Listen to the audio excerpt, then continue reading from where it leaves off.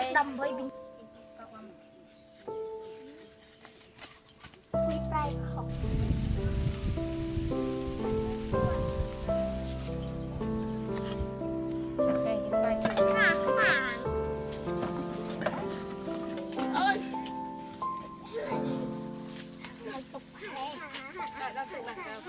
Bật rồi. Con cái hàng.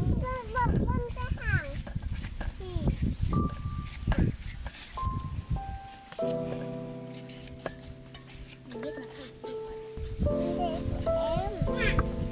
bà học này. Là tôi biết hết. Viên tí mới bà học ăn. Ở cái gì đó nè. Ở cái gì đó. Coi màu. Trong ở cái gì đây tập tiền. Là đặt lịch tây ở nơi vì học là không khơi và học tàn tay học tàn năm cắt muôi Thôi. Quy đánh bay đó. quỳnh đây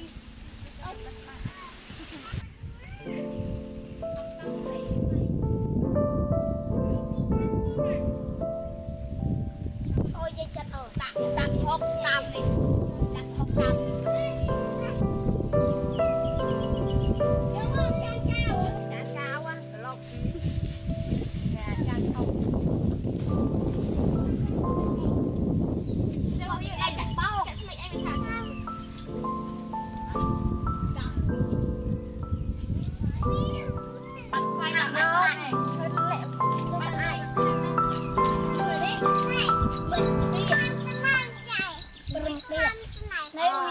mình non kem đó mình non kem vịt lon bên thầy vịt tày Quý hiện đây.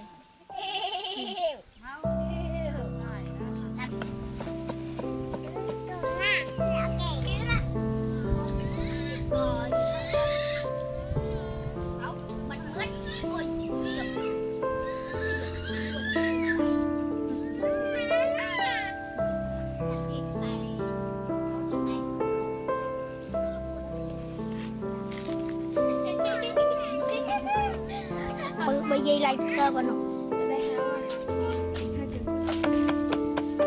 tao chưa tao ta làm ray nhưng tiền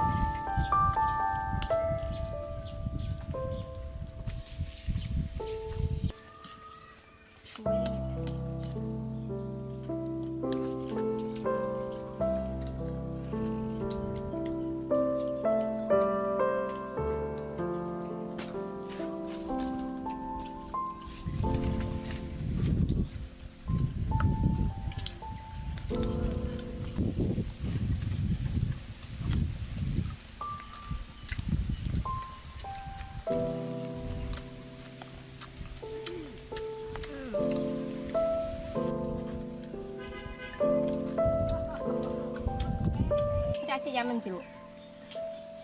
Bạn đây mình nhẹ. Dạ chị lựa được không?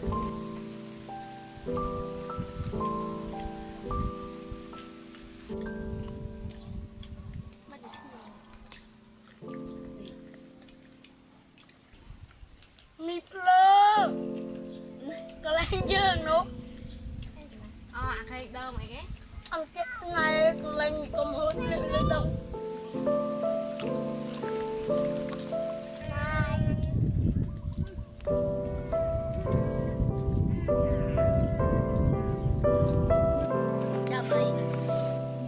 mà chăm tâm